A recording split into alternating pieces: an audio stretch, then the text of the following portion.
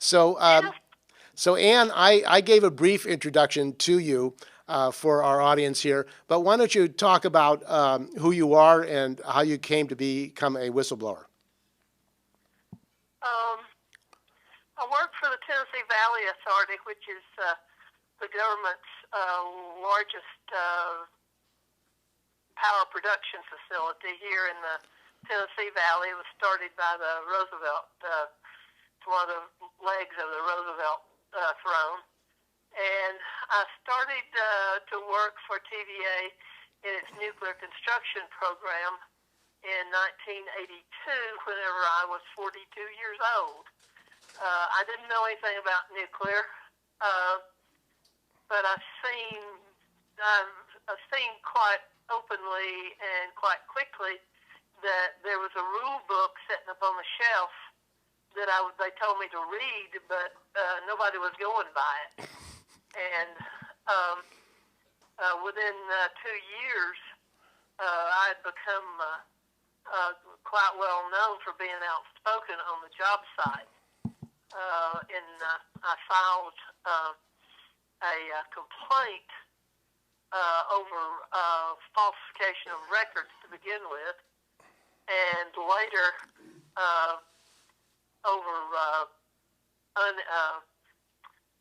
unequal pay. I was doing the same work as degreed engineers, and I was a clerk. By 1990, I was a mid-level manager. I'd been promoted and given raises by a lot of judges.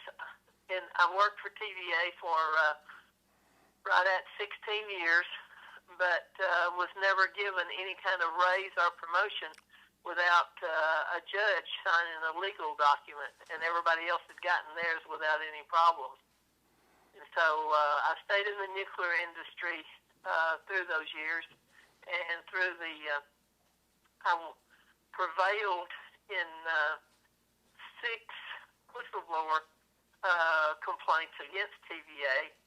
5 of them I stayed on the payroll and did not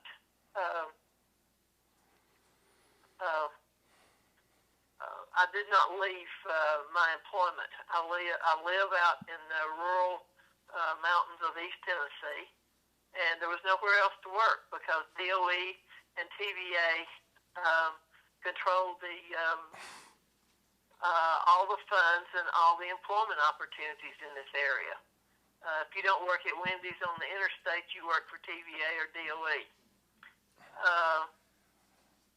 TVA powered the Manhattan project from the Whistleblower steam plant, and Whistleblower nuclear plant was where I was working. So I was intimately involved. My father drove a bulldozer to build TVA's plant, steam plant, and the dam across Whistleblower. But here I am working in the 1980s and the 90s at a nuclear facility that I really didn't know what nuclear was, and I was pretty dumb. I had a high school education. I needed to go to work, so the more I found out, the worse things got. And Anne, you began to make reports about health and safety problems. You would check the records and see that even though work was supposed to be done properly, it wasn't being done. You reported that. What kind of action was taken against you by the TVA? Well, the first thing they did was come in one afternoon and told me that, I was a poster child for hard work and long hours and getting everything done right and making other people do their jobs. And one afternoon they came in and told me that I was being removed for unacceptable work performance. And I've been getting extraordinarily high work service reviews for a long time. And it kind of startled me that, Melissa? It startled me that they didn't, it was written down that I was extraordinary, but the mouth was telling me that I was not doing good work. And the first thing that I found out is that there was 60,000 hangers, which is a mechanism that is a pipe support and electrical support all the way around the plant. And I found that 60,000 hangers had not been inspected, and there was no documentation even to show that they had been. But on the broader document that they'd given to the NRC to start the plant up, said that they had been done. And so that was a big kink in their plan to start the plant up without getting the work done. And you were... I'm finding a lot of falsification of documents, a lot of people signing documents that was not qualified to do the work. We had a lot of people from Kroger as inspectors that had never been trained in inspection. And you continue to make health and safety complaints and complaints about problems at the plant. And did it lead to you being physically threatened? Yeah. I was coming home from work one night about 8 o'clock. It was in the fall of the year, which is dark at 8 o'clock. And I was run off the road. My car was wired to be firebombed, and part of it went off, but not enough. The drive shaft was dropped out of my car. The Inspector General and a lot of people did a lot of investigations, but as we all know, investigations are not supposed to go anywhere. They're just to be used as a document to support the company's position that everything's okay and that I was just a disgruntled employee. And what are the conditions at the plant for other workers? What happened to other workers who also were conscientious and tried to report health and safety problems at the plant or in the industry? Well, back then, people were coming to my house at 2 and 3 o'clock in the morning. Whenever I was having to go to work, they was contacting me on the job site. It ended up there was hundreds of complaints filed with the Department of Labor over the things that was going on. There was massive amounts of people that were showing up at my house to get me to show them how to file complaints. And at one time, the summer in 1994, I was holding classes on my front porch and back in the country with to educate people about what they could do for themselves and how to file their own complaints. So it would become a massively big problem. TVA holds the record today for the most complaints filed with the Department of Labor than any other facility, nuclear or non-nuclear, across the nation.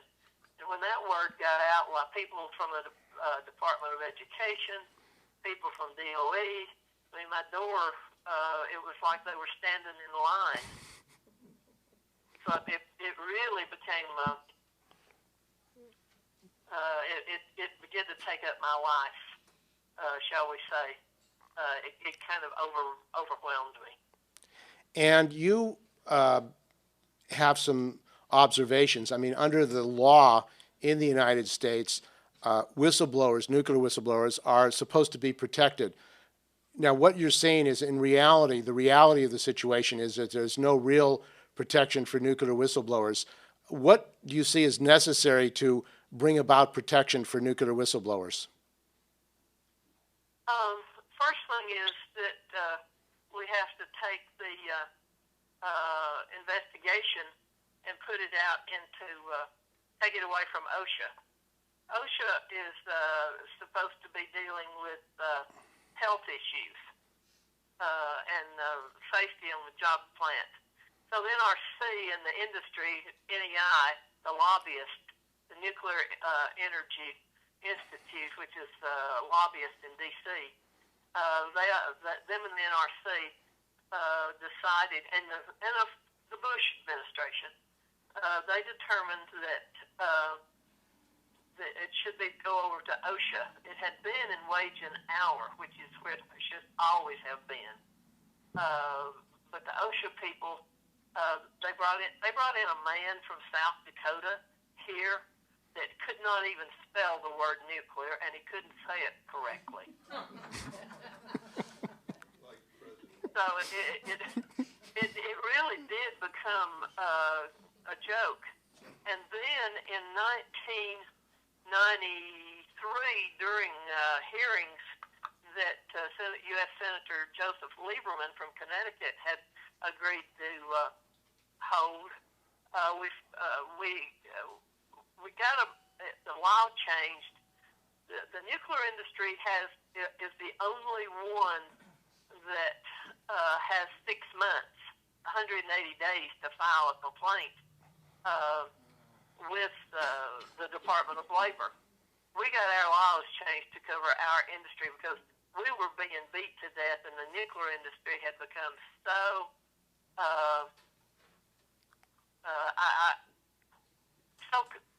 supposedly complex, which is nothing but a nasty way to boil water.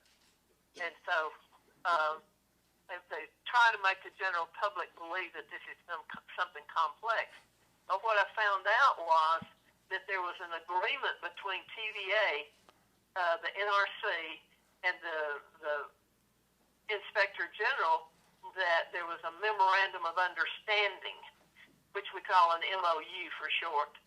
And a lot of people know, but these MOUs with the Department of Labor, with the NRC, with the utilities, and all this kind of crap does nothing but it turns back over to the utility whatever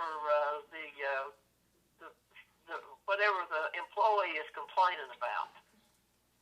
And so before we could get out of the NRC's office, our complaints was being telegraphed to TVA through telephone conversations or just walking from one office to another.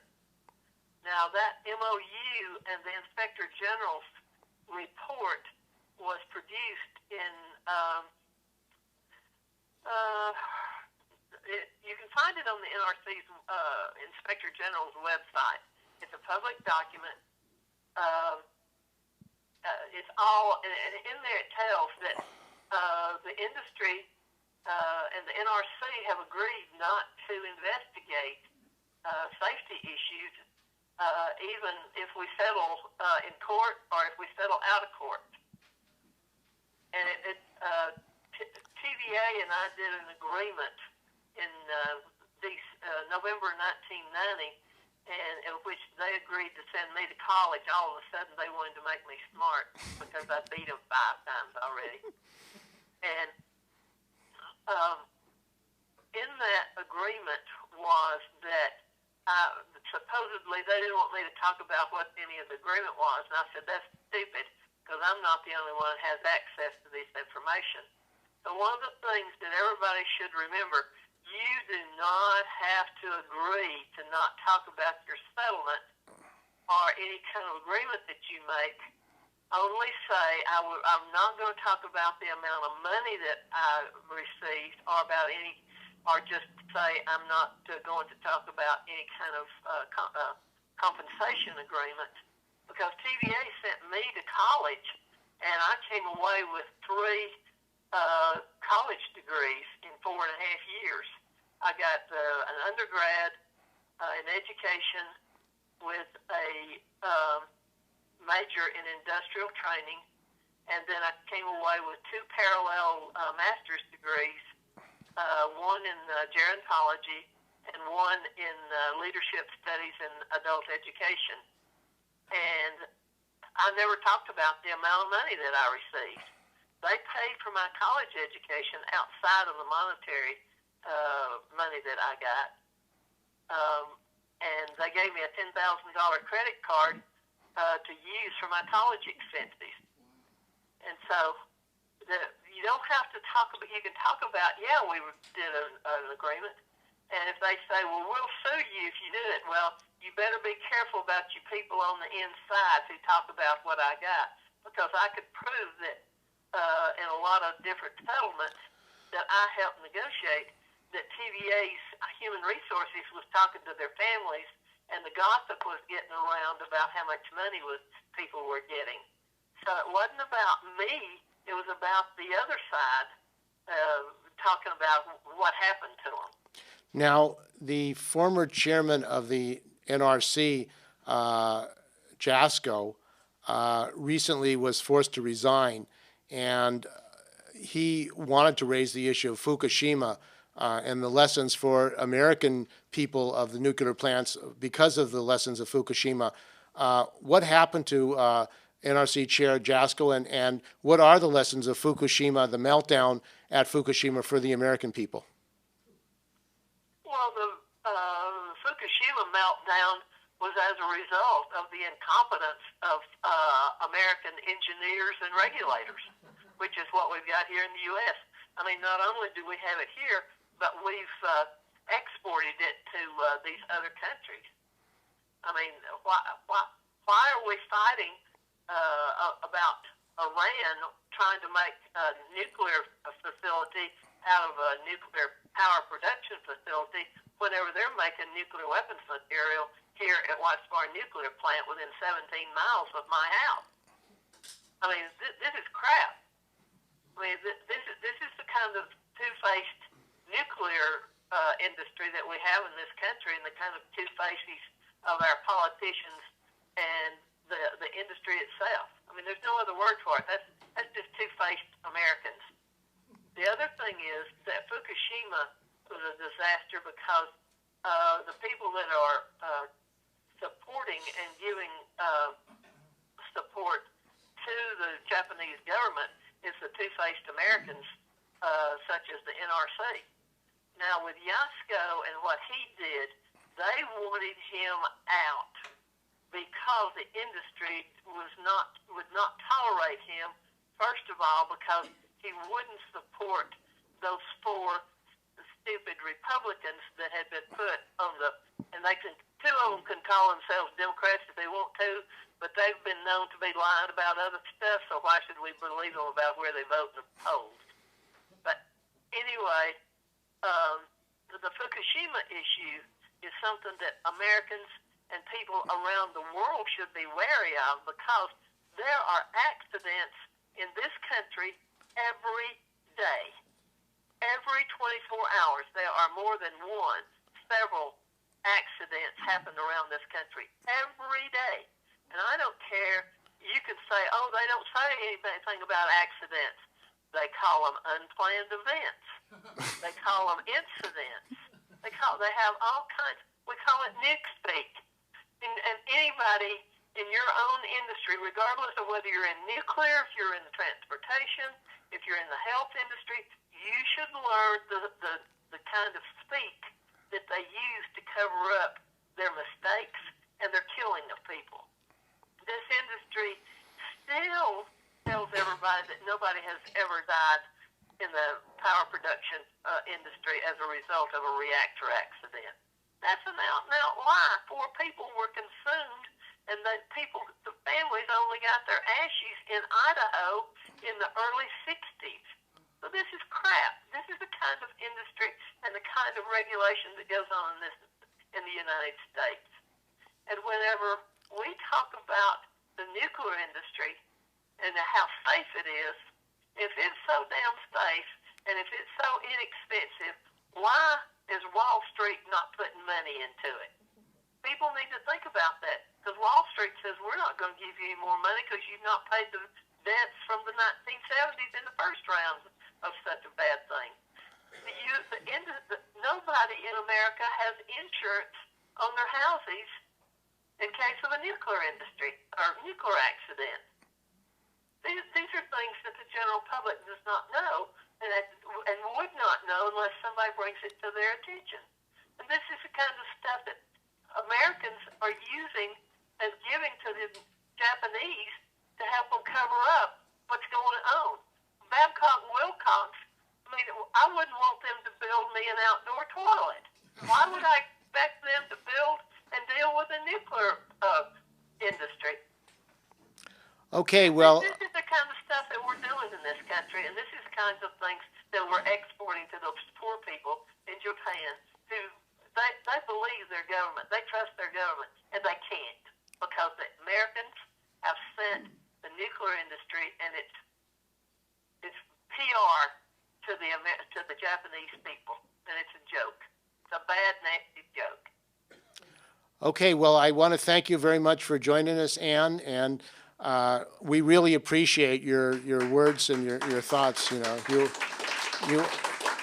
you are a real historic fighter, and I did a 2-hour interview, which is available on YouTube, of your life and your struggle, and I think we need more fighters like you who can stand up and tell the truth and actually survive to be able to do that. So thank you for joining us today. What were your last words?